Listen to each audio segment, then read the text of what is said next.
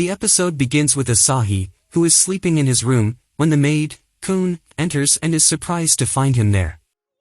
She tells him that his older sister, Maya, instructed her to come in at any time since he will be waking up soon. Asahi becomes very annoyed because Maya tends to act on her own accord without considering others. The maid then asks Asahi for a favor, and he reluctantly goes out to carry Gloria's luggage, which is very heavy. Asahi wonders what favor it is, as he never imagined it would involve helping with moving the house.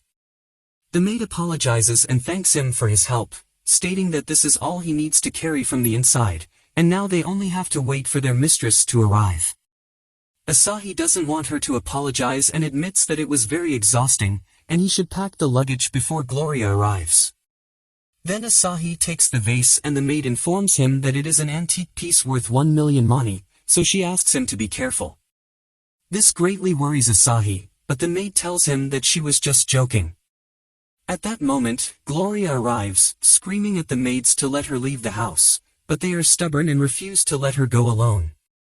She will start living on her own. Then Gloria approaches them to leave the place. After that, the head butler, Sebastian, comes and informs them that their mistress's irrational behavior will end here. Gloria understands that he orchestrated this, and if he tries to stop her, she won't go easy on him. Sebastian uses steel threads to restrain her movements and explains that he was an adventurer in his youth, allowing him to distract her with words and lose the opportunity for a direct attack. This brings shame upon her golem class. Asahi is surprised to see Sebastian using steel threads, resembling the leader characters that appear in the latter part of the story. Only strong characters can use specialized weapons like that. They all wait to see what Gloria will do to free herself from the threads. Gloria uses her power and throws it away into the water. Then Sebastian emerges from the water and speaks to her, as her father is very worried about her. He hopes she will reduce her adventurous actions and act more like a respectable member of the family. However, she is tired of flatterers and tea parties, so she decides to leave, and Asahi and Kun go with her. The servant asks Kun to try to stop her, but Gloria simply wants her mistress to do what she wants easily. Then they got into the carriage, and Gloria told Asahi that she feels truly embarrassed because he witnessed her family's problems. But Asahi is used to this, as it seems endless. In the end, he can say that his own family also has problems. Gloria continued by saying that this is her father's fault because he is overly protective. She can live perfectly fine on her own without relying on him or her family name. Asahi pondered on this, as when he was thrown into this world alone, he felt anxious as well. So he believes that he should help her as much as he can. Finally, they arrived at what Gloria considers her new base, the Brigandine family villa. Asahi was amazed by its beauty but also angry because he felt she didn't need him. When the daughter of a noble family tries to show off, it appears that's how things are. After that, Asahi and the girls began to bring everything into the villa. Asahi tried to carry a table, but it was too heavy for him. Gloria helped him since she is very strong, and Asahi imagined marrying her and moving to a new house. He felt extremely embarrassed and then left the table, causing Asahi to fall. Gloria apologized to him because he was in pain. Then we see the head servant with a man who works as an adventurer of the dragon class. His name is Hildebrand, and he is 42 years old. Hildebrand expressed his suspicions about Asahi, who may deceive his young mistress. He is the only person Hildebrand trusts to be able to bring back his young mistress. Hildebrand told him that at 42, he doesn't have anything to do with anyone. Even when he catches just one rabbit, he is obligated to chase it with all his might. This is applicable to the lion's saying. The servant asked him to make Asahi experience some pain. Suddenly, they saw a very large shadow, revealing that it is Maya, Asahi's older sister. It appears that she intends to harm them because they want to fight her brother. The man said that when he experiences sudden pain in his stomach, he is told not to push himself. Then they quickly escape from her, while she continues to watch them. Then they see Kun observing something, and she says it's not good to be overly protective like Asahi's older sister, who is not an ordinary person. She intervenes and sees Gloria pouring a lot of coffee for Asahi. She tells her that it seems Asahi has filled his stomach to the brim. She explains that she was patrolling the area a little, and in their presence, she didn't know what she would do, so she continued pouring tea for him, not knowing what to say.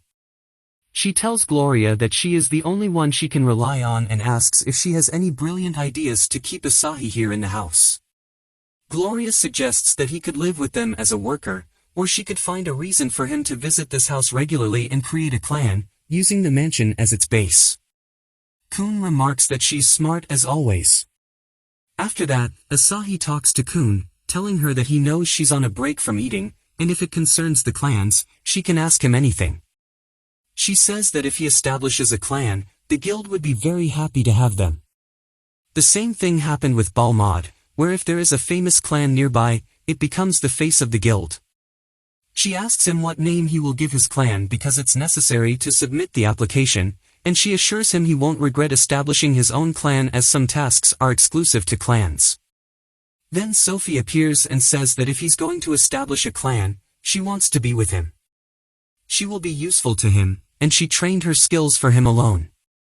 Asahi responds that he hasn't decided on a name yet, and he assesses Sophie's levels, realizing that they are higher than his. She mentions that when she applied her treatment to everyone, her level increased. Asahi tells her that the method of leveling up she mentioned is very common among healers. However, Sophie is still a beginner but more capable than he thought, and her graph is much bigger than his. She meets Gloria and sees the girls with her, then she teases them a lot and leaves.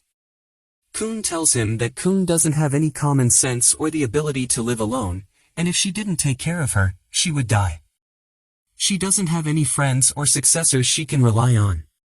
So, being Asahi's friend would make her very happy, and she asks him to seriously consider the matter of the clan. Asahi tells her that it's not something he expected to hear from his personal servant, and that she being Gloria's friend, Gloria can rely on her. She responds by saying she would be happy if he became her second, and Asahi laughs, saying they need to improve Gloria's mood first. We now move to Asahi's sister, who is preparing dinner while Asahi sits in front of her, contemplating the members of the clan. Most likely, this clan will be very powerful, consisting of Maya, Asahi, Gloria, and Kun. However, they will discover that Asahi is extremely weak and lacks any power at all. This realization may feel like digging his own grave. At this moment, Mika speaks to him, sensing his worry, but she doesn't know what it is about. They sit down for dinner, and Asahi starts discussing the formation of the clan. They are a group of allies who execute missions together, and Maya believes it's a good idea. In the past, they faced many difficulties in connecting with others and couldn't gain any real friends. Then Asahi tells her that she is the original and strong personality, so she has to decide. But Mika tells him that he is the best and the strong-hearted one. He was the one who thought of protecting Cleimaria before, and he also saved Sophie when she was on the verge of death from that giant monster. He even sparred with Gloria and cleverly defeated her, gaining both Gloria and Kun's loyalty. Mika admits that she helped him a little, but nothing more than that. However, Asahi informs her that his stats are very weak, and he doesn't possess any skills. Maya tells him to be confident in himself because strength is not just physical power but also the power of the mind and intelligence. She assures him that he is not weak. In that moment, Asahi cries from his sister's words, overwhelmed with joy. Afterward, they decide to move forward with the idea and form the clan.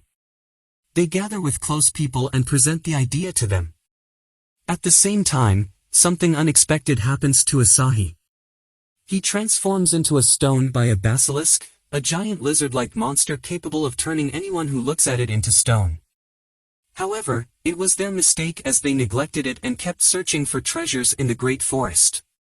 Kun volunteers to go and ask the merchant about any materials that can cure this petrification. They will search everywhere until they find a solution for this condition because they are extremely worried about Asahi.